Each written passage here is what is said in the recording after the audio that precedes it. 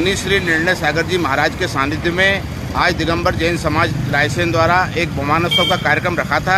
ये विमान उत्सव श्री 1008 शांतिनाथ जिनालय से प्रारंभ होकर महामाया चौक तक पहुंचा। आज से 4 वर्ष पूर्व मुनि निर्णय सागर जी महाराज के सानिध्य में यहाँ पंचकल्याण संपन्न हुए थे। इसी का वार्षिक उत्सव जैन समाज ने मनाया। इस विमान उत्सव का लोगों ने जगह जगह स्वागत किया। मैं राकेश जैन, रायसेन।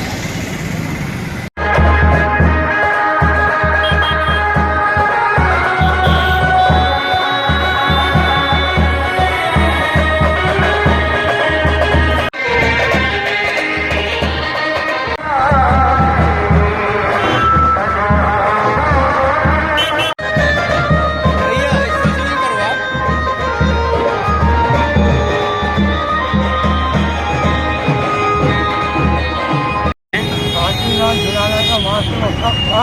उसमें हमने सभी नगर पालिका में वार्षिक मंदिर एवं लोगों ने उनका आत्मीय स्वागत किया। वार्षिक बनाने में का स्वागत किया।